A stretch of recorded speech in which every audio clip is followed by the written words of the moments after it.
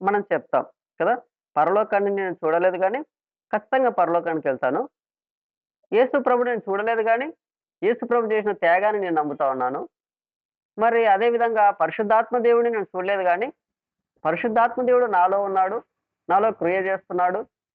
మరి నన్ను తన పోలికలోకి మారుస్తున్నాడని మనం నమ్ముతాం. ఇది విశ్వాసం. దీన్ని మనము ఆహ్, ఏమంటారంటే దీన్ని మనం ఈజీగా నమ్మేస్తాం. ఎందుకంటే మనం వాక్యాన్ని ఆధారం చేసుకొని చాలా సార్లు మరి ఆ రకంగా ప్రవర్తించాం కాబట్టి, ఆ రకంగా మన జీవితాన్ని పరిశీలన చేసుకున్నాం కాబట్టి అది నిజమని చెప్పేసి మనం నమ్మాం. అది విశ్వాసం అని. అయితే చూడండి, ఒక విశ్వాసిగా మారిన తర్వాత మరి ఈ రకమైన ఒక నడిపింపులో వెళ్తూ ఉన్నప్పుడు దేవుడు మన నుండి ఇంకొంచెం ఎక్కువగా ఎక్స్‌పెక్ట్ చేస్తా ఉన్నాడు. దేవుడు మన నుండి ఇంకాస్త ఎక్కువగా మన నుండి కోరుకుంటూ ఉన్నాడు. మన విశ్వాసాన్ని ఇంకా పదిలంగా, ఇంకా గొప్పగా చూపించాలని దేవుడు కోరుకుంటున్నాడు. అసలు నిజంగా విశ్వాసం అంటే ఏంటి? అది ఏం చేస్తుంది? ఎలా ఉంటదనేది కొన్ని సందర్భాల ద్వారా ఈరోజు మనం నేర్చుకుందాం. ఒకసారి మనం ఒక మాట చదువుదామండి. ఆహ్, యోహాను సువార్త, యోహాను సువార్త 6 అధ్యాయము 32వ వచనం. ఎవరైనా చదువుతారా ఒకసారి ఫాస్ట్‌గా? యోహాను సువార్త మరి 6 అధ్యాయం 32వ వచనం. కాబట్టి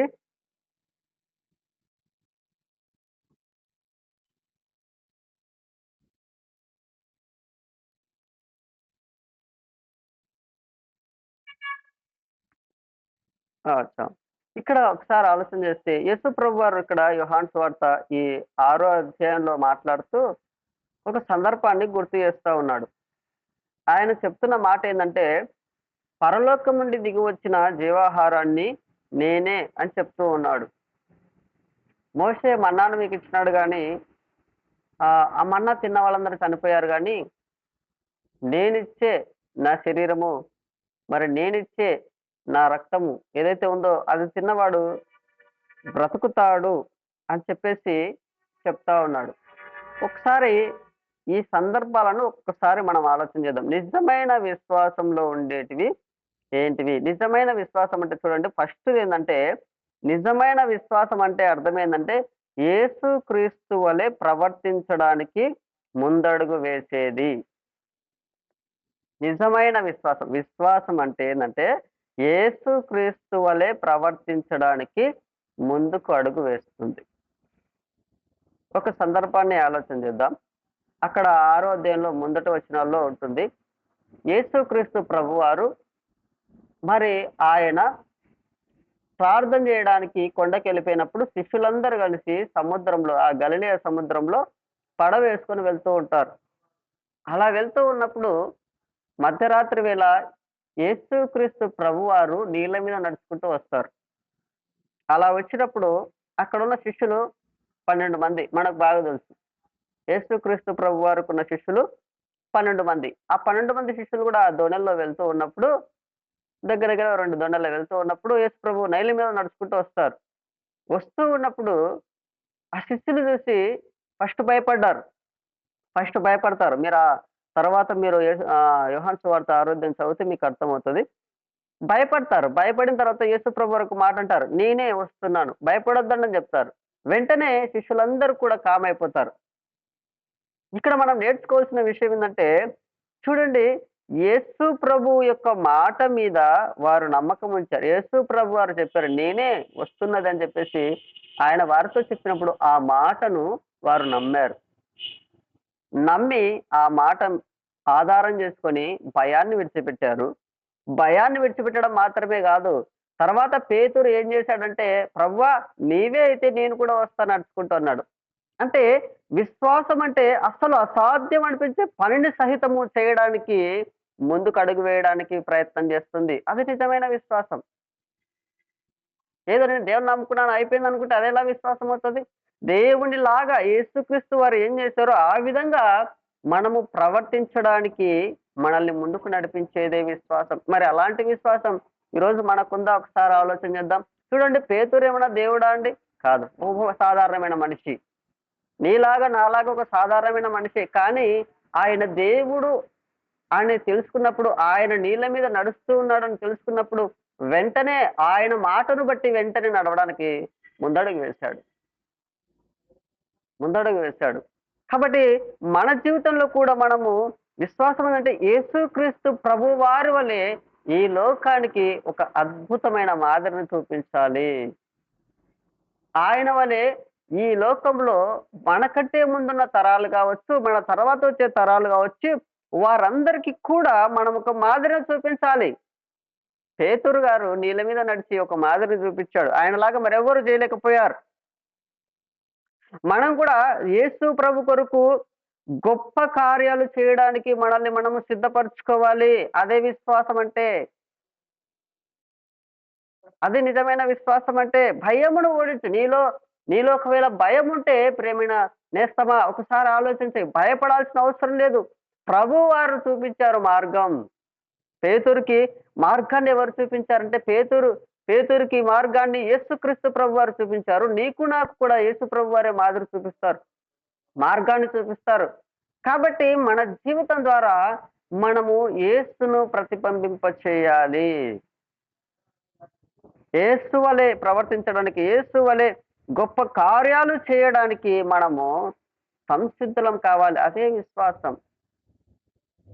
అలా చేసినప్పుడు మనము మన నిజమైన విశ్వాసాన్ని ప్రకటించగలుగుతాము, చూపించగలుగుతాము.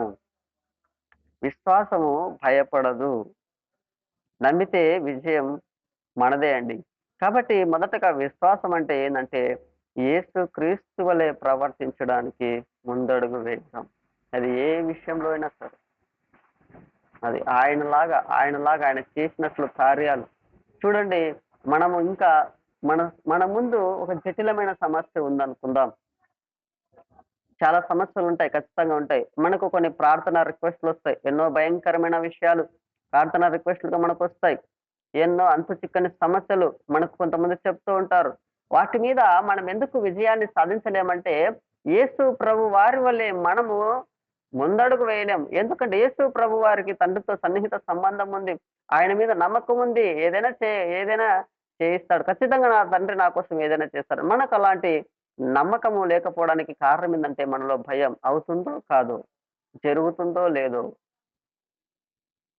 ఇది నిజంగా అవుతుందా, నిజంగా ఈ విషయంలో నేను విజయాన్ని చూస్తానా, నిజంగా ఈ విషయంలో వాళ్ళకు విడుదల వస్తుందని నేను ధైర్యంగా చెప్పగలనా. కొన్నిసార్లు మనం భయపడతాం, కొన్నిసార్లు మనము గాబరా పడిపోతాం. వాళ్ళకు చెప్పడానికి కూడా ఏదో దేవుడు చేస్తాడులే, ప్రార్థన చేద్దాం, మనం దేవుడు చేస్తాడులే, కానీ ధైర్యంగా మనము కొన్నిసార్లు చెప్పలేం. కారణం ఏంటంటే మనము యేసుక్రీస్తును వలె తండ్రితో సన్నిహిత సంబంధం కలిగి నా తండ్రి ఖచ్చితంగా చేస్తాడనే దృఢమైన నమ్మకం, విశ్వాసం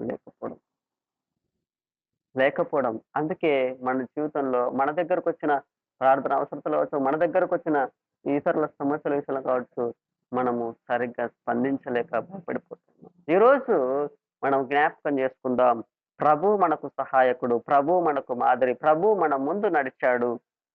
మనం ఆయన మార్గంలో నడవాలి. కాబట్టి మొట్టమొదటగా నిజమైన విశ్వాసం అంటే యేసు క్రీస్తు వలె ప్రవర్తించడానికి సిద్ధపడి ముందడుగు వేయడం. రెండోది, విశ్వాసం అనగా సంపూర్ణంగా ఆయనను నమ్మడం. సంపూర్ణంగా ఆయనను నమ్మడం. చూడండి, పేతురు నడిచేటప్పుడు సంపూర్ణంగా నమ్మాడు. పూర్ణాత్మతో, పూర్ణ బలంతో, పూర్ణ శక్తితో ఆయన మీద ఆధారపడి ఆయన మాట మీద నిలబడి ముందుకెళ్ళాడు. మనం కూడా అదే విధంగా ముందడుగు వేయాలి. అదే విధంగా మనము వెళ్తే ఖచ్చితంగా విజయాన్ని చూస్తాం. అది మన విశ్వాసము. విశ్వాసం అంటే విజయాన్ని చూడడమే. భయాన్ని విడిచిపెట్టడము, విజయాన్ని చూడడము. తర్వాత రెండవదిగా చూస్తే విశ్వాసం అంటే క్రీస్తు మీద ఆధారపడేది. విశ్వాసం అనగా క్రీస్తు మీద ఆధారపడము, సంపూర్ణంగా ఆయన మీద ఆధారపడము. విశ్వాసము సనగదు. ఇక్కడ మనం చదువుకున్న 32వ వచనంలో వాళ్ళు ఏం చేశారంటే యేసు ప్రభు వారు మరి రొట్టెలు అదేవిధంగా చేపలు పంచిపెట్టినప్పుడు మరలా అది కావాలని చెప్పేసి ఆయన దగ్గరకు వచ్చారు. ఆయన దగ్గరికి వస్తే ఏదో వస్తుంది, ఏదో దొరుకుతుందని చెప్పేసి ఆ నమ్మకంతో, ఆ విశ్వాసంతో ఆయన దగ్గరకొచ్చారు తప్ప, ఆయనే నాకు కావాలనే నమ్మకంతో వాళ్ళు రాలేదు. యేసే నాకు కావాలి, యేసే నాకు చాలు, యేసే నా జీవితానికి పరమావధి. ఇంకా ఆయన ఉంటే నాకు ఏది అక్కర్లేదు. సమస్తం ఆయన చూసుకోగలుగుతాడనే నమ్మకం వారికి లేదు. కాబట్టి ప్రభు మన నుండి కోరుకుంటున్న నిజమైన విశ్వాసం ఏందంటే, నాకు యేసు చాలు అనే నమ్మకం. నాకు యేసు చాలు. ఈ విశ్వాసాన్ని యేసు మన నుండి కోరుకుంటూ ఉన్నాడు. ఆళ్ళొచ్చారు, అడిగారు. ఆ రోజు అరణ్యంలో మోషే ఇశ్రాయేలులకు మన్నాను పంచిపెట్టినప్పుడు వాళ్ళు తిన్నారు. బాగా పుష్టిగా తిన్నారు. తర్వాత మళ్ళా సణిగారు. ఇక్కడ గూడా చాలా మంది ఏం చేస్తుంటారంటే దేవుని దగ్గరకొచ్చినప్పుడు సణుగుతా ఉంటారు. దేవుని దగ్గరకొచ్చినప్పుడు గొణుగుతా ఉంటారు. దేవుని దగ్గరకొచ్చినప్పుడు ప్రశ్నిస్తుంటారు దేవుణ్ణి. "ఏమిచ్చావు నువ్వు? ఏం చేశావు నాకు? దేవుడా అంతా అన్యాయమే జరుగుతుంది. అంతా మోసమే జరుగుతుంది. నా జీవితంలో ఏది మంచిగా లేదు." ఎన్నో, ఎన్నో మాటలు మనం దేవుడిని అంటా ఉంటాం. నాకది లేదు, ఇది లేదు, ఇంకేదో లేదని. ఒక విషయం మనం ఆలోచన చేయాలి. నిజమైన విశ్వాసము ఏం చేస్తదంటే, నిజమైన విశ్వాసం ఏం చేస్తదంటే, యేసును సంపూర్ణంగా నమ్ముతుంది. నిజమైన విశ్వాసం ఏం చేస్తదంటే, యేసు క్రీస్తును సంపూర్ణంగా నమ్ముతుంది. సంపూర్ణంగా ఆయన మీద ఆధారపడుతుంది. ఎందుకంటే ఆయన ఏదైనా ఇవ్వగలడు. ఆయన మన అవసరతను తీర్చగలడు. మన అక్కరను తీర్చగలడు. మనకు అవసరమైనప్పుడు వాటిని దయచేయగలుగుతాడు. అయితే మనము కోరుకోవాల్సిందేంటంటే, యేసు నాకు చాలు. ఈ విశ్వాసము దేవుడు మన నుండి కోరుకుంటున్నాడు. కాబట్టి నిజమైన విశ్వాసం ఏం చెప్తదంటే, యేసు నాకు చాలు. యేసే నాకు చాలు అని చెప్తుంది. కాబట్టి ఈ విశ్వాసం మనకుందో లేదో ఒకసారి మనము ప్రశ్నించుకోవాల. యూదులు ఏం చేశారంటే అప్పట్లో యూదులు మోషేను నమ్మారు. కానీ వాళ్ళు దేవుడిని నమ్మలేదు. దేవుడిని నమ్మలేదు వాళ్ళు. మోషేను నమ్మారు. ఈ రోజు కూడా చాలా మంది ఏం చేస్తారంటే పాస్టర్ దగ్గరికెళ్తా ఉంటారు. బిషప్‌ల దగ్గరికెళ్తుంటారు. ఉజ్జీవ ప్రసంగికుల దగ్గరికెళ్తా ఉంటారు. లేదంటే ప్రవక్త అని చెప్పే వాళ్ళ దగ్గరికెళ్తుంటారు. అద్భుతాలు చేస్తున్నామంటే వాళ్ళ దగ్గరికెళ్తారు. దర్శనాలు చూపిస్తానంటే వాళ్ళ దగ్గరికెళ్తారు. ఇంకేదో చేస్తున్నారంటే వాళ్ళ దగ్గరికెళ్తారు తప్ప, యేసు దగ్గరకొచ్చి నాకు యేసు చాలు అని అనుకోరండి చాలా మంది. ఆనాడు యూదులు కూడా వాళ్ళు మాకు మోషే ఉన్నాడు. మాకు ధర్మశాస్త్రం ఉందన్నారు తప్ప, మాకు దేవుడున్నాడు.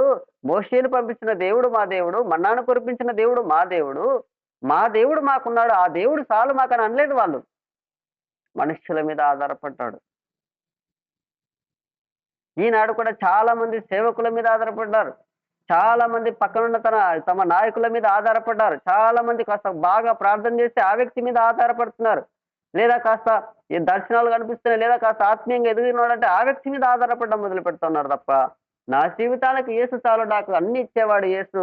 ఆయన నాకు ఏదైనా చేయగలడు. నా అవసరతలు నాకు సరైన సమయంలో నాకు స్పందించగలడు అని ఆ నమ్మకాన్ని పెట్టుకోలేకపోతున్నారు. అందుకే దేవుడు అంటా ఉన్నాడు ఈరోజు మనతోటి, డిపెండ్ అపాన్ క్రైస్ట్. అదే నిజమైన విశ్వాసం. నీవు, నేను నిజమైన విశ్వాసాన్ని ఎప్పుడు చెప్పుకోవాలంటే, ఎప్పుడు చెప్పుకోగలుగుతామంటే, ఆయన మీద సంపూర్ణంగా ఆధారపడినప్పుడు. తర్వాత మూడో విషయాన్ని ఒకసారి ఆలోచన చేస్తే, విశ్వాసము అనగా వాక్యాన్ని అనుసరించడం. విశ్వాసం అనగా వాక్యాన్ని అనుసరించడం. అది నిజమైన విశ్వాసం. ఒకసారి మనం ఒక మాట చదువుదామండి. అదే యోహాను సువార్త 6వ అధ్యాయం 54వ వచనం చదువుతారా ఒకసారి? 54వ వచనం. యోహాను సువార్త 6:54.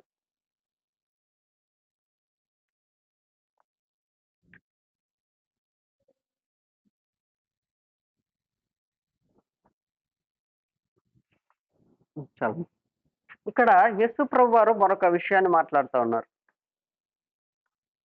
యేసు ప్రభువారు చెప్తున్న మరొక విషయం ఏందంటే, విశ్వాసం గురించి ఆయన చెప్తున్న మాట ఏందంటే, నా శరీరము తిని నా రక్తము త్రాగువాడు నిత్య జీవము గలవాడు. విశ్వాసం అనగా వాక్యాన్ని అనుసరించడం మనం నేర్చుకుంటున్నాం. చూడండి, హెబ్రీ భాషలో శరీరము, రక్తము అంటే 2 ఒకటే అర్థాన్ని ఇస్తాయి. ఒక ఒక రూపం అని అర్థం.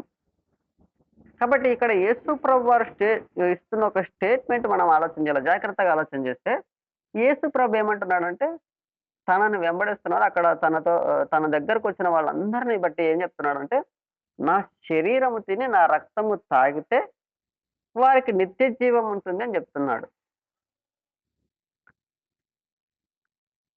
అక్కడున్న వాళ్ళందరూ ఏం ఆలోచన చేశారంటే, ఆ యూదులందరూ, నీ శరీరాన్ని మేమెట్లా తింటాం? నీ రక్తాన్ని మేమెట్లా తాగుతాం? ఒకసారి ఆలోచన చేయండి. నీ శరీరాన్ని మేమెట్లా తింటాం? నీ రక్తాన్ని మేమెట్లా తాగుతాం? అని అక్షరానుసారంగా ఆలోచన చేస్తా ఉన్నారు. అక్షరాన్ని పట్టుకుంటున్నారు వాళ్ళు. అక్షరాన్ని పట్టుకొని యేసు ప్రభువును ప్రశ్నిస్తా ఉన్నారు. యేసు ప్రభువును వ్యతిరేకిస్తా ఉన్నారు. యేసు ప్రభువుకి దూరంగా వెళ్ళిపోవడానికి వాళ్ళు మనసులో కల్పించుకుంటూ ఉన్నారు. నిజమైన విశ్వాసం అలా ఉండదండి. నిజమైన విశ్వాసం అంటే ఏందంటే, వాక్యాన్ని అనుసరించడం, వాక్యాన్ని అనుసరించేలాగా చేస్తుంది. ఇక్కడ యేసు ప్రభువారు ఏమన్నారంటే, ఆయన మాట వినమన్నాడు. మనకు తెలుసు యోహాను సువార్తలో 1 అధ్యాయంలో ఉంటుంది. ఆ వాక్యము శరీరధారి అయి కృపా సత్య సంపూర్ణుడుగా మన మధ్యలకు వచ్చాడు. యేసుక్రీస్తు చెప్పింది ఏందంటే, నా మాట వినండి. నేను చెబుతున్న మాటలు దేవుని మాటలు. ఈ మాటలు, ఈ మాటలు, ఈ మాటలే శరీరము, ఈ మాటలే రక్తం కాబట్టి ఈ మాటల్ని నమ్మండి అని చెప్తున్నాడు అంతరార్థంగా. కానీ వాళ్ళకి అర్థం కావట్లేదు. అక్కడ ఆ సందర్భంలో మోషే మన్నాను కురిపించిన సందర్భంలో కూడా ఆలోచన చేస్తే అది దేవుని మాట వలన వచ్చింది అక్కడ మాట.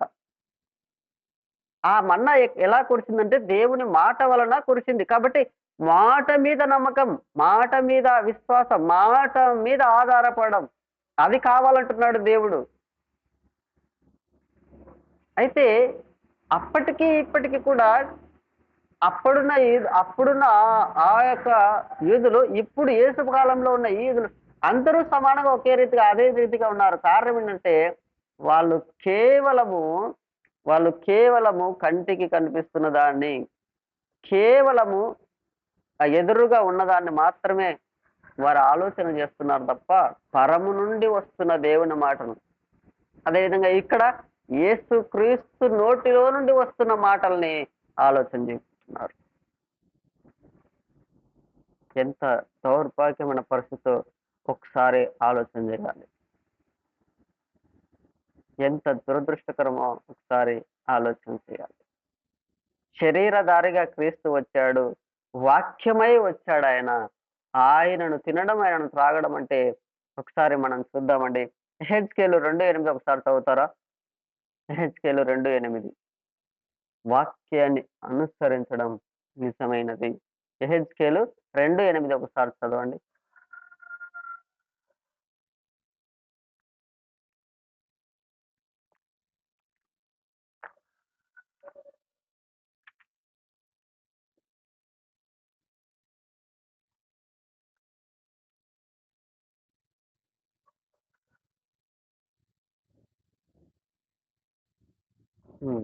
ఇక్కడ ఏమంటున్నాడంటే, నరపుత్రుడా, వారు తిరుగుబాటు చేసినట్లు నీవు చేయక నేను నీతో చెప్పు మాటను విని నోరు తెరిచి నేనిచ్చు దానిని భుజించుము అనెను. అంటే ఇక్కడ యెహెజ్కేలు విషయంలో మాట్లాడుతున్నప్పుడు కూడా ఏంటంటే తిరుగుబాటు చేస్తున్నారు వాక్యం వినకుండా. వాక్యాన్ని అనుసరించకుండా తిరుగుబాటు చేస్తున్నారు జనాలు. ఆనాడు యేసు ప్రభు చెప్పిన మాటల్లో కూడా ఇదిగో నా రక్తాన్ని తాగాలి, నా శరీరాన్ని తినాలని చెప్పినప్పుడు ఇదిగో నా మాటలు వినండి. అందుకే యేసు ప్రభు ఏమన్నాడు? నా మాట విని దాని మీద విశ్వాసం ఉంచిన వాడికే నిత్య జీవము, అంత దినమున నేను వాడిని నేర్పుతానని సెలవిచ్చాడు. ఆ మాటను నమ్మండయ్యా, ఆ మాటను అనుసరించండి అయ్యా అంటే లేదు లేదు లేదు. నువ్వు చెప్తున్నది వింతగా ఉంది. దేవుడు మమ్మల్ని ఇంకోలాగా రక్షిస్తాడు. దేవుడు మమ్మల్ని ఇంకోలాగా మమ్మల్ని పరలోకం తీసుకుంటాడు. దేవుడు మమ్మల్ని ఇంకోలాగా నరకను తప్పిస్తాడు. ఇంకేదో కల్పించుకుంటూ ఉన్నారు. ఇంకేదో కావాలని ఆశించే వాళ్ళు చాలా మంది ఉన్నారు. చూడండి, నిజమైన విశ్వాసము వాక్యాన్ని అనుసరించేలాగా చేస్తుంది. యెహెజ్కేలు దగ్గర చెప్తున్నాడు, తిరుగుబాటు చెయ్యకు. వాక్యాన్ని అనుసరించడానికి తిరుగుబాటు చెయ్యొద్దు. తిరుగుబాటు అంటే దానికే పెద్ద పెద్ద ఉపన్యాసాలు అవసరం లేదు. తిరుగుబాటు అంటే చెప్పిన మాట వినకపోవడం అంతే.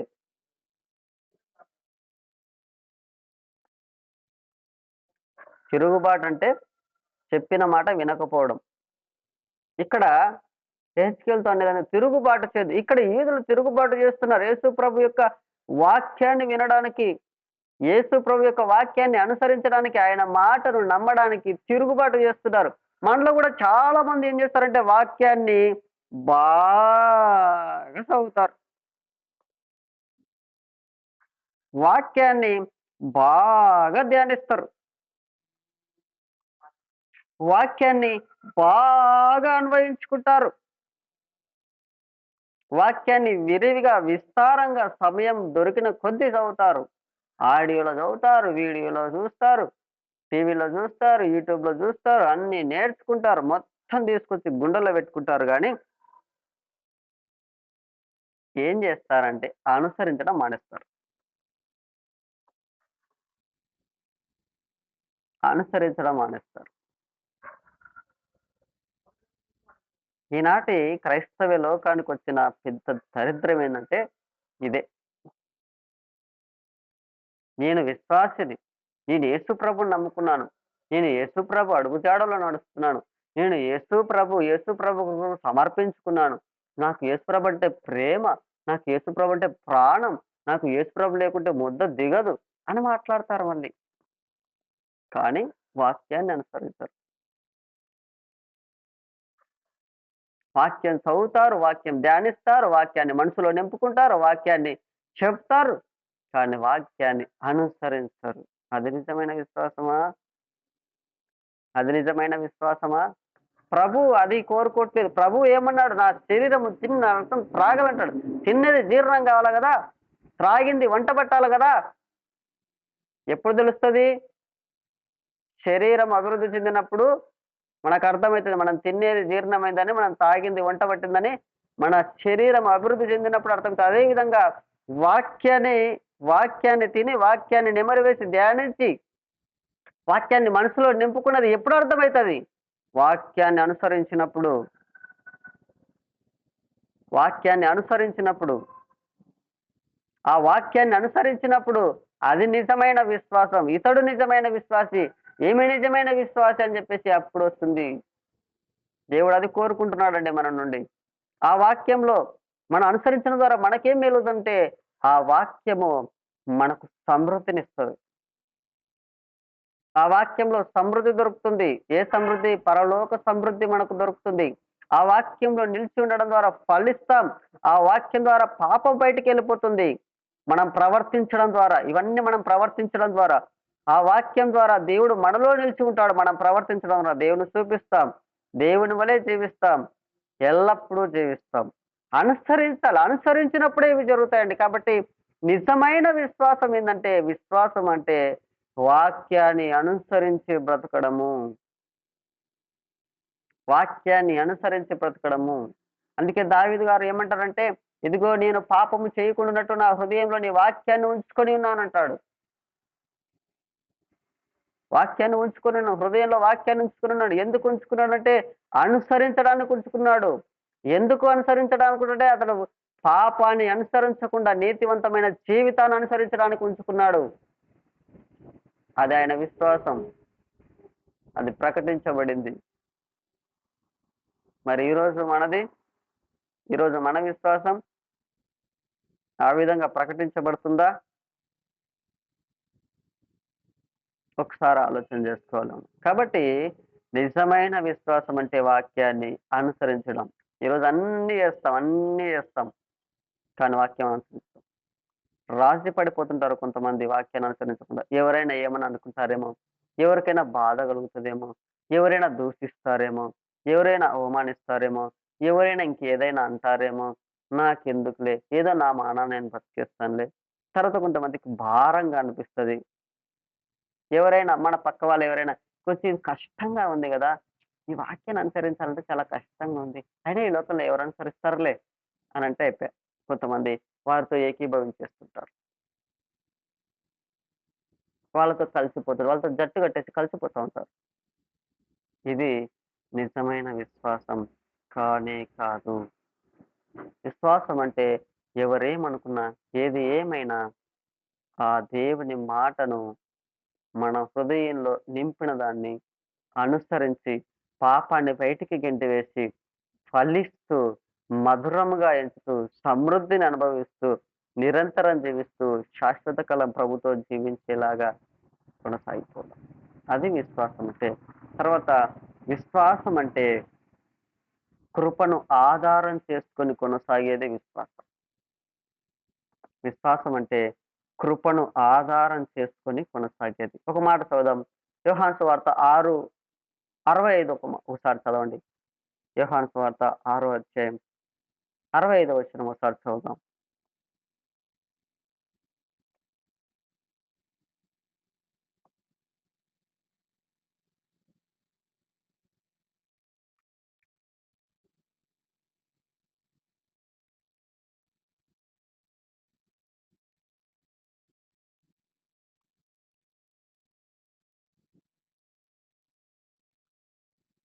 ఓకే. ఇక్కడ ఒకసారి ఆలోచన చేస్తాం. మనం ఒకసారి ఆలోచన చేస్తే యేసు ప్రభువారు చెబుతున్న మరొక మాట ఏందంటే, తండ్రి చేత ఎవరికైనా సరే కృప అనుగ్రహింపబడకుంటే అతడు యేసు దగ్గరికి రాలేడని చెప్తా ఉన్నాడు. ఎందుకు చెప్తున్నాడంటే చూడండి, యేసు ప్రభుతో పాటు అనేకమైన జన సమూహాలు అక్కడున్నారు. ఉన్నప్పుడు 12 మంది శిష్యులు ఉన్నారు. తర్వాత ఆయనను వెంబడిస్తున్న వాళ్ళు అనేక మంది ఉన్నారు. మనకి ఇది లూకాసు వార్తలో కనిపిస్తుంది. లూకాసు వార్త 10వ అధ్యాయం అనుకుంటా. అక్కడ యేసు ప్రభువారు 70 మంది ఇతరులను కూడా నియమించి వారిని గ్రామ గ్రామాలకు పంపించి సువార్త చేయమని చెప్పి, మరలా తిరిగి తన దగ్గరికి రిపోర్ట్ తీసుకురామని చెప్పాడు. అంటే వీళ్ళందరూ కూడా యేసు ప్రభువును వెంబడిస్తూ, యేసు ప్రభువును అనుసరిస్తూ, ఆయన యొక్క మాటల్ని తూచ తప్పకుండా చేస్తూ ముందుకు వెళ్తున్నవారే. అయితే, అయితే చూడండి, వీళ్ళంతా కూడా మరి యేసు వీళ్ళంతా కూడా వీళ్ళలో చాలా మంది కూడా దేవుని కృపను పొందుకొని వచ్చిన వాళ్ళే. కొంతమంది కృపను పొందుకొనొచ్చారు. కొంతమంది ఆయన చేస్తున్న వాటిని చూసి వచ్చారు. అయితే నిజంగా కృపను పొందుకున్నవారు, నిజంగా కృపను ఆధారం చేసుకొని కొనసాగుతున్న వారే విశ్వాసులు. విశ్వాసం అది. ఎలా చెప్పగలమంటే ఇక్కడ ఇక్కడ చూడండి వీళ్ళేమంటున్నారంటే, యేసు ప్రభు పై వచనాల్లో నా శరీరం తిని నా రక్తం త్రాగువాడు నిత్య జీవం గలవాడని చెప్పినప్పుడు వీళ్ళేమంటారంటే ఇది కఠినమైన మాట. ఎవడు వింటాడండి మాట? ఇంత కఠినంగా నువ్వు మాట్లాడుతున్నావు అని మాట్లాడుతున్నారు. నువ్వు ఇంత కఠినంగా మాట్లాడుతున్నావు, ఇంత కఠినంగా చెప్తున్నావు. ఈ కఠినమైన మాటలు మాకవసరం లేదు. ఎవడు వింటాడు నీ మాట? మాకవసరమా? అని చెప్పేసి దూరం అయిపోతున్న వాళ్ళు చాలా మంది. అక్కడ చాలా మంది దూరం అయిపోయారు. మనం ఆ తర్వాత 66 వచనంలో ఆలోచన చేస్తే అప్పటి నుండి అనేకులు ఆయనను అనుసరించడం మానేసి వెనక్కి తిరిగిపోయారని చెప్పేసి వాక్యం ఉంది. ఇక్కడ ఆలోచన చేసుకుంటే ఏంటంటే కృపను ఆధారం చేసుకున్న వాడే నిజమైన విశ్వాసంలో ఉన్నవాడు. విశ్వాసం అంటే కృపను ఆధారం చేసుకొని కొనసాగుతుంది. ఆగిపోదు. ఆగిపోదు. ఏంటి ఈ కృప? ఏంటి ఈ నిజమైన కృప అంటే యేసుక్రీస్తు త్యాగమును అర్థం చేసుకోవడమే నిజమైన కృపను పొందుకున్నామని అర్థం. ఏంటి ఆ త్యాగాన్ని అర్థం చేసుకోవడం అంటే, యేసు ప్రభువు నా కొరకు ఆయన కల్వరి శిలువలో మరణించారు. యేసు ప్రభు నా కోసమే పరలోకాన్ని విడిచి భూలోకానికి దిగివచ్చాడు. తుచ్చమైన మనిషిని, పాపిష్టి వాడును, దుర్మార్గుడు, దుష్టుడు, నీచుడు, నికృష్టమైన నా జీవితాన్ని మార్చడానికి ఆయన పరలోకాన్ని విడిచి భూలోకానికి దిగివచ్చాడు. నేనెంత ఘోర పాపినో తెలిసి కూడా ఆయన నన్ను బ్రతికించడానికి, నన్ను పరలోకం తీసుకుపోవడానికి ఆయన సమస్తాన్ని విడిచిపెట్టి నా కోసం వచ్చాడు. ఇదయ్యా నీ ఇంత గొప్ప త్యాగమయ్యా నీదని ఆయన ముందర మోకరించి కన్నీళ్లు గార్చి పాపాన్ని ఒప్పుకొని పశ్చాత్తాపడి జీవితాన్ని మార్చుకొని ముందుకు కొనసాగడం పొందుకున్నది కృప. ఆ కృపను ఈ కృపను అర్థం చేసుకున్న వాడే అందులో కొనసాగుతాడు. చూడండి ఆ కృప ఎంత గొప్పదో ఎలా గుర్తించగలుగుతారంటే మనం ఎంత ఘోర పాపులమో ఒకసారి మనల్ని మనం పరిశీలన చేసుకున్నప్పుడు ఆ కృప ఎంత గొప్పదో ఈజీగా చాలా స్పష్టంగా అర్థమవుతది. నిదానించి మన జీవితాన్ని పరిశీలన చేసి మన యొక్క ఒకప్పుడు మన యొక్క తుచ్చమైన నికృష్టమైన మన జీవితాన్ని దరిద్రమైన, ఘోరాతి ఘోరమైన, పాపిష్టి చండాలమైన మన జీవితాన్ని ఒక్కసారి మనం గనక రివైండ్ చేసుకుంటే ఆయన త్యాగం ఎంత గొప్పదో అర్థమవుతది. ఎక్కడ ఉండాల్సిన వాళ్ళని ఎక్కడ తీసుకొచ్చి పెట్టుకున్నాడో, ఏ నరకానికి పోతున్న వారిని తీసుకొచ్చి ఆ పరలోకానికి చేర్చుకున్నాడో అది గమనించుకుంటే అర్థమైతది కృప. ఆ గొప్ప కృపను ఆధారం చేసుకొని కొనసాగేది కొనసాగుతుందండి. కొనసాగుతుంది. ఈ యూదులు చెప్పినట్టుగా ఇది కఠినమైన మాట అని చెప్పలేడు కృపను పొందుకున్నవాడు. ఆ మాట చెప్పలేడు. కృపను పొందుకున్న ఆ వ్యక్తి స్త్రీ గాని, పురుషుడు గాని, యవ్వనస్తులు గాని, యవ్వనస్తురాలు ఎవ్వరైనా సరే చెప్పలేరు. కఠినము నువ్వు అని ఎవ్వరు చెప్పలేరండి. అంత గొప్పదైన కృప. ఎందుకంటే మన ఘోర పాప జీవితం కంటే అంత కఠినమైనదేం కాదండి. చాలా గొప్పది. ప్రేమ కలిగినది. దయ కలిగినదైన కృప. వాత్సల్యంతో, క్షమాపణ హృదయంతో నింపబడినది ఆ కృప. ఆ గొప్ప కృప. కానీ చాలా మంది ఆయన కృపను కఠినమైనదిగా చూస్తున్నారు. కఠినమైనదిగా అనుకుంటూ ఉన్నారు.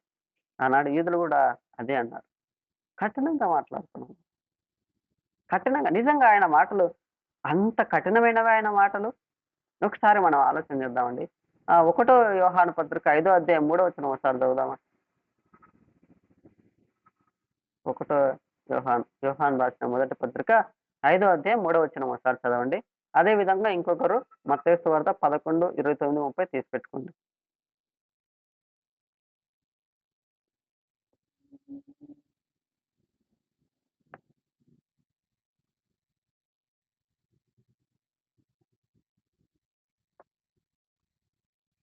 ఓకే. మరి నెక్స్ట్ మత్తయి సువార్త 11, 29, 30 చదవండి ఒకసారి.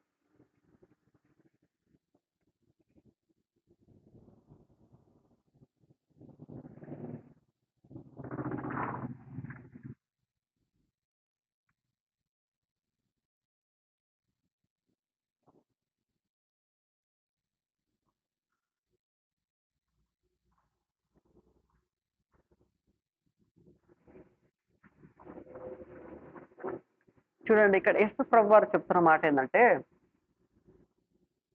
నా ఆజ్ఞలు భారమైనవి కావు. ఒకసారి మనం ఆలోచన చేస్తే, మన మన పాపపు పాపపు రోత జీవితం కంటే భారమైనదే ఆయన ఆజ్ఞ, ఆయన మాటలు, ఆయన ఆయన జీవిత విధానం. ఎందుకు భారంగా చాలా మందికి ఎందుకు భారంగా అనిపిస్తుంది వాక్యము? ఎందుకు వాక్యాన్ని అనుసరించడము, వాక్యానుసారంగా బ్రతకడము ఎందుకు అంత భారంగా అనిపిస్తదంటే, లోపలున్న పాపం అంత ఇష్టంగా ఉంటది కాబట్టి వాక్యం భారంగా అనిపిస్తది. మనకు నచ్చింది మనకు ఇష్టంగా అనిపిస్తది కాబట్టి, వాక్యం మనకు నచ్చదు చాలా సార్లు. ఎందుకంటే నిజంగా కఠినంగానే అనిపిస్తది. ఎందుకు? ప్రభు యొక్క కృప, ప్రభు యొక్క త్యాగం ఇంకా సరిగ్గా అర్థం కాలే కాబట్టి. ఆయన అనుభవించిన శ్రమలు, ఆయన అనుభవించిన కష్టము, ఆయన అనుభవించిన వేదన, అవమానాలు, నింద, ఆ బాధ, ఆ ఎడబాటు మనకు సరిగ్గా అర్థం కాలేదు కాబట్టి కఠినంగా అనిపిస్తది కొంతమందికి మనకి. ఆలోచన చేసుకోవాలండి. కృపను ఆధారం చేసుకొని కొనసాగేదే నిజమైన విశ్వాసం. కొనసాగే వ్యక్తే నిజమైన విశ్వాసి. కృపను పోగొట్టుకోవద్దు. ఆయనిచ్చే కృపను పోగొట్టుకోవద్దు. ఆయన చెప్తా ఉన్నాడు, ఇదిగో నా కాడి మీ మీద ఎత్తుకొని నా దగ్గర నేర్చుకోండి. నా కాడి సులువు, నా భారము తేలిక అన్నాడు. నిజంగా మన మీద ఉన్న పాప భారం కంటే ఆయన ఆయనను అనుసరించి ఆయన నడిపించే మార్గంలో నడవడం పెద్ద భారమేం కాదు గదా! కాకపోతే మన శరీరం మనల్ని లాగుతది. మన శరీర కోరికలు మనల్ని లాగుతాయి. మన మనసులో ఉన్న కోరికలు మనల్ని లాగుతాయి. లేదంటే మన చుట్టుపక్కల ఉన్న లోకము కొన్నిసార్లు మనల్ని లాగుతది. మన తుచ్చమైన అభిలాషలు కొన్నిసార్లు మనల్ని లాగుతాయి. అవి కాస్త మనకు భారంగా అనిపిస్తాయి గానీ, నిజంగా ఆయన వాక్యాన్ని, నిజంగా ఆయన కృపను ఆధారం చేసుకొని బ్రతికితే ఆయన వాక్యము భారమే కాదు. ఆయన వాక్యము కష్టమే అనిపించదు. ఆయన మాట అసలు ఏమంటారంటే అంత తిరుగుబాటు చేయాల్సిందే అనిపించదు. మనకెందుకు అనిపిస్తదంటే కొన్నిసార్లు మనకున్న ఇష్టాలు లేదంటే మన మనస్సు, మన శరీరము, లోకము కొన్నిసార్లు మనల్ని మోసపుచ్చడానికి ప్రయత్నం చేస్తూ ఉంటుంది కాబట్టి, ఆ అజ్ఞానంలో భారంగా అనుకుంటాం. అయితే కొంతమంది భారంగా అనుకోని ఆయనను వెంబడించకుండా వెనుక తీసేవాళ్ళుంటారు. అందులో ఇక్కడ ఒక వ్యక్తి ఉన్నాడు. యూదా ఇస్కరియోతు. 12 మందిలోనే ఉన్నాడు గానీ, తండ్రి అనుగ్రహించిన కృపను పొందుకుంటున్నట్టే పొందుకొని పోగొట్టుకున్నాడు. కృపను పోగొట్టుకున్నాడు. కాబట్టి ఈరోజు ప్రియ నేస్తమా, కృపను పోగొట్టుకోవద్దు. ఆయన వాక్యము భారమైనది కాదు. ఆయన వాక్యము అనుసరించేనంత బరువుగా ఉండదు. ఆయన మార్గము మనము నడవలేనంత దూరమైనది కాదు. చాలా శ్రేష్టమైన మార్గము. శ్రేష్టమైన కృపనిస్తాడు. అడుగడుగునా వెన్నంటే ఉంటాడు. అడుగడుగునా తోడుగా ఉంటాడు. ఎందుకంటే ఆయన చెప్పాడు ఒక మాట, "నా భారము, నా కాడి" అన్నాడు. భారము మనది కాదు. కాడి మనది కాదు. కానీ ఆయన చెప్పినట్టు మోస్తే చాలు. ఆయన తోడుగా ఉంటాడు. కాబట్టి కృపను ఆధారం అంటే, ఆ కృప అంటే దేవుడే, యేసయ్యనే. కాబట్టి యేసయ్యను ఆధారం చేసుకొని కొనసాగాలి. కృపను ఆధారం చేసుకొని కొనసాగేదే నిజమైన విశ్వాసం. కాబట్టి వాక్యాన్ని అనుసరించడానికి కఠినమైనదిగా అనుకోవద్దు. కఠినమైనదిగా తీర్మానించుకోవద్దు. ఒకవేళ అనుసరించడానికి కష్టమై పాటించలేక చతికిల పడిపోయి లేవలేని స్థితిలో ఉంటే ప్రభు పాదాలు పట్టుకుంటే ఆయన సహాయం చేస్తాడు. పేతురు పడిపోయాడు. అట్టడుగుకు పడిపోయాడు. నేల మట్టుకు పడిపోయాడు. నేల మంటిని నాకినంతగా అతడు పడిపోయాడు. కానీ ప్రభు దగ్గర క్షమాపణను పొందుకొని ప్రభువే మరలా సహాయం చేసి భారాన్ని మోపి నడిపించాడు. కృపను ఆధారం చేసుకొని ఆ పేతురే సంఘ స్థాపనలో మొదటివాడయ్యాడు. ప్రభువు కట్టే సంఘానికి మొదటి పరిచారకుడు, మొదటి ఉపన్యాసకుడు, మొదటి పాస్టరు, మొదటి బిషపు, మొదటి వ్యక్తి, మొదటి రాయిగా ఆయన మారాడు.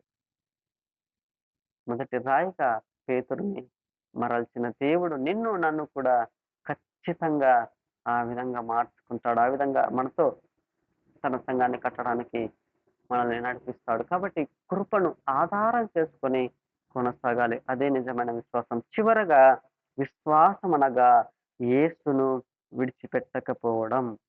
ఈ మాట చెప్పి నేను ముగిస్తాను. ఒక మాట చదువుదామండి. యోహాను సువార్త 6:68 ఒకసారి చదవండి. యోహాను సువార్త 6:68.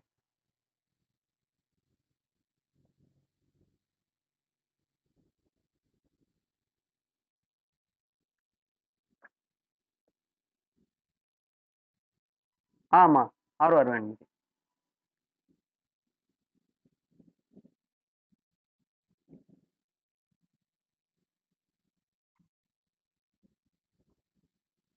చాలా.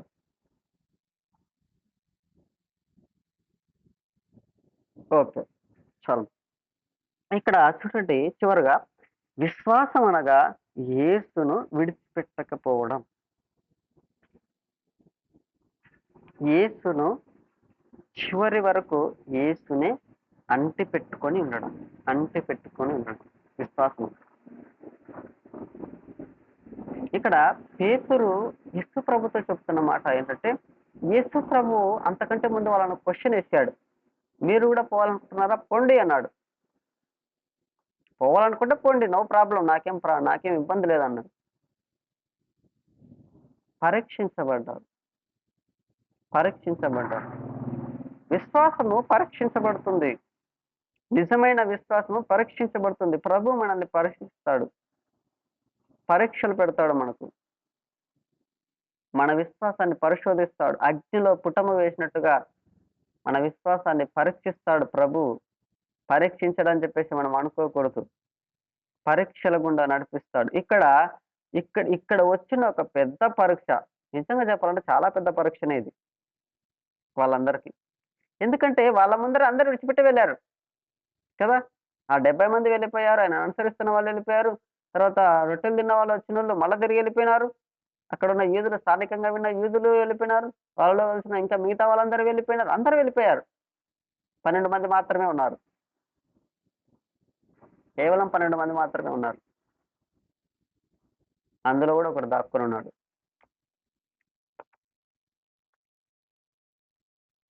12 మందిని అడుగుతా ఉన్నాడు ప్రభువు. తాను ఏర్పరచుకున్న 12 మందిని అడుగుతా ఉన్నాడు. మీరు గూడా పోతారా? నువ్వు గూడా పోతావా? ఎందుకు?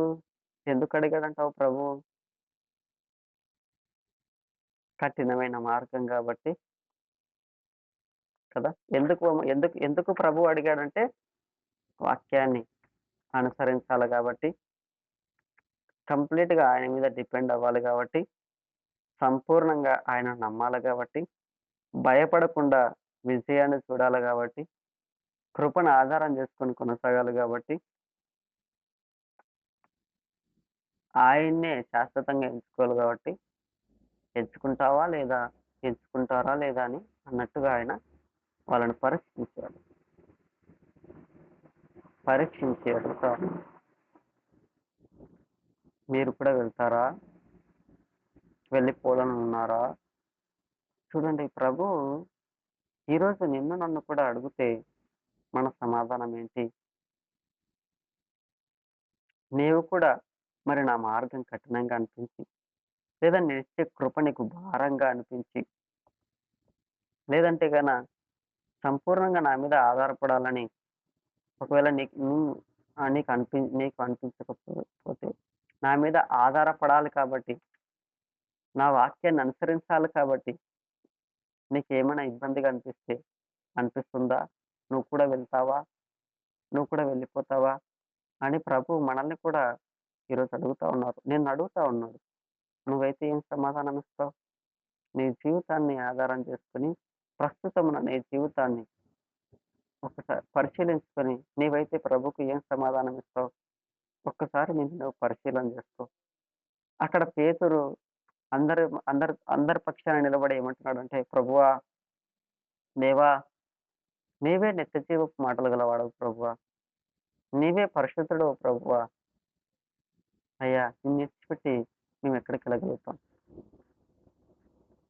నిన్నిడిచిపెట్టి మేమెక్కడికెళ్ళగలుగుతాం ప్రభువా? మేమెక్కడికి పోలేం ప్రభువా.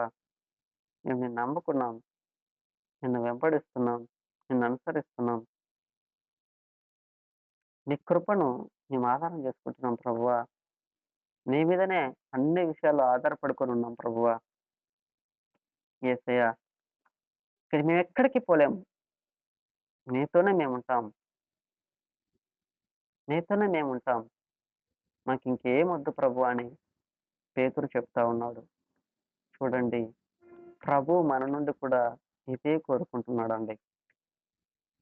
నిజమైన విశ్వాసం అంటే ఏందంటే, ఏ పరిస్థితి వచ్చినా, ఎవ్వరు విడిచినా, ఎవ్వరు కాదన్నా, నీ పక్కనున్న వ్యక్తే యేసుని విడిచిన, నీతో పాటు విశ్వాసంలో ఉండి, నీతో పాటు నడుస్తూ, నీతో పాటు సహవాసంలో ఉన్న వ్యక్తే యేసుని విడిచిపెట్టి పక్కకు పోయిన, నీ సొంత ఇంటివారే అవిశ్వాసం చూపించిన, నీ చుట్టూ ఉన్న వారందరూ లోకంలో కలిసిపోయినా, అంతా శూన్యమైపోయినా, నీవు యేసును విడిచిపెట్టకుండా ఉండాలి. నేను యేసును విడిచిపెట్టకుండా ఉండాలి. మనం యేసును అంటిపెట్టుకొని ఉండాల. ఆయన వైపు చూడాలి. అదే నిజమైన విశ్వాసం. పేతురు అది చూపించాడు. మిగతా 10 మంది చూపించారు. ఒకడు చూపించలేకపోయాడు.